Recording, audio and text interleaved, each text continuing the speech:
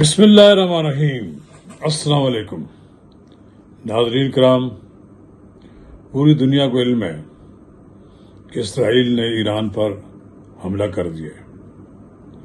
اس حملے میں ایران کی پوری عسکری قیادت شہید ہو گئی ہے۔ ایران کی جوہری توانائی کے مراکز بھی تباہ ہوئے ہیں۔ اب کہہ لیجئے کہ اسرائیل نے حملہ کر کے ایک لحاظ سے ایران کو مفلوج کر دیا ہے۔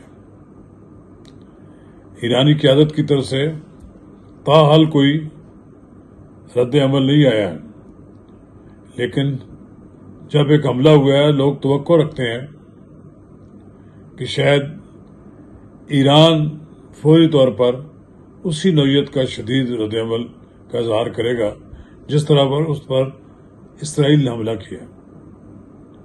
ناظرین کرام، قبل اس کا آگے بڑھیں، اگر آپ نے میرا یوٹیوب چینل نواز رضا کے ساتھ اب تک سبسکرائب نہیں کیا تو براہ کرم اسے فوری طور پر سبسکرائب کریں، لائک کریں اور اب آپ کے ساتھ شیئر کریں، اور آئیکن کا بھی بٹن دبانا نہ بھولیے کہ جب ہم ویڈیو لوڈ کریں تو سب سے پہلے آپ کو اطلاع ملے۔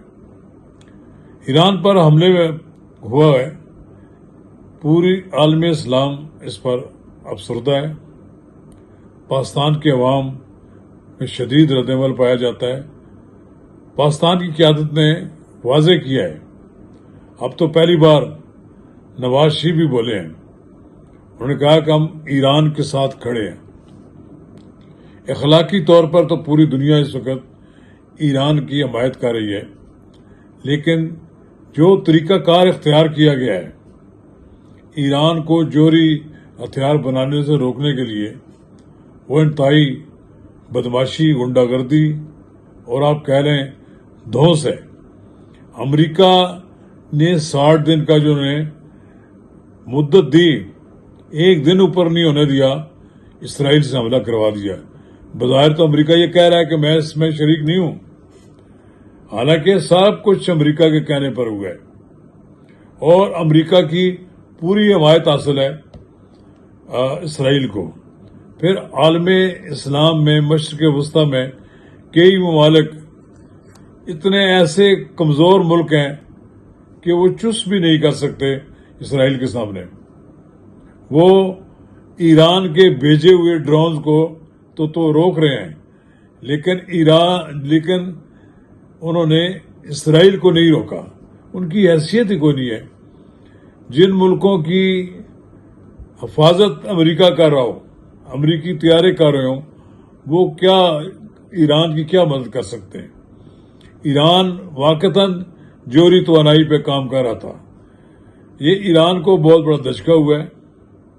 اب لوگ وہاں رجیم چینج کی باتیں بھی کر رہے ہیں کہ ملا ازم ختم ہو جائے گا، پتہ نہیں کیا کیا باتیں کر رہے ہیں، لیکن خامنہئی کی گرفت مضبوط ہے۔ لوگ خامنہئی سے محبت کرتے ہیں۔ ایران کے لوگ سڑکوں پر نکل آئے ہیں۔ آپ دیکھیں گے کہ ایران جواب دے گا، اینٹ سے اینٹ بجا دے گا اسرائیل کی۔ کمزور ملک ہے اسرائیل کے مقابلے میں ایران، کوئی شک نہیں ہے۔ ٹیکنالوجی کے میدان میں بھی پیچھے ہے۔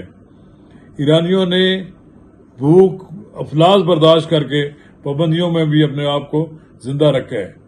پاکستان نے ان کی ایٹمی توانائی میں مدد کی، جس کی سزا ڈاکٹر ایوب خان کو دی گئی، لیکن بہرحال اب وہ کہتے ہیں کہ انہوں نے 8-9 بموں کے برابر یورینیم انرچ کر لی ہے، اور وہ اس سے قبل کہ ایران کوئی دھماکہ کرے اسے روکنے کے لیے کوشش کی گئی ہے۔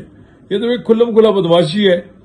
اگر اسرائیل اپنے آپ کو ملک کو ایٹمی قوت بنا سکتا ہے تو ایران کیوں نہیں بنا سکتا؟ لیکن ایران نے قیادت نے سوچ سمجھ کر جواب دینا ہے۔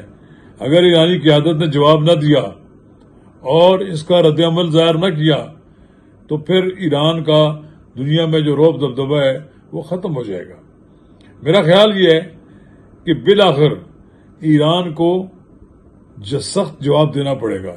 اب یہ خامنہئی نے یہ بات کہی ہے کہ اب جنگ ہماری مرضی سے ختم ہوگی، اور یہ ایک طویل جنگ ہوگی. ایران کے پاس پراکسی وار لڑنے کا بھی ذریعہ موجود ہے. یہ کہا جاتا ہے کہ ہمارے پاس ایران کے پاس ایسے میزائل نہیں ہیں کہ جو اسرائیل تک تباہی کر سکیں، لیکن وہ کہیں نہ کہیں سے کسی نہ کسی جگہ سے فائر کریں گے. اور ایک اور خاص بات یہ ہے کہ ایران کے اندر کچھ لوگ ایسے پیدا ہو گئے ہیں کہ جو لوگ ایران کے اندر جاسوسی کر رہے ہیں اسرائیل کے لیے. یہ جو ٹارگٹس بتائے ملے ہیں، یہ سب کچھ ہوئے ہیں، یہ جاسوسی کی وجہ سے ہوئے ہیں. کہا جاتا ہے کہ اسرائیل ایران کی حدود کے اندر آ کر اس نے یہ میزائل اور یہ دوسری چیزیں یہ ٹارگٹ پھینکی ہیں.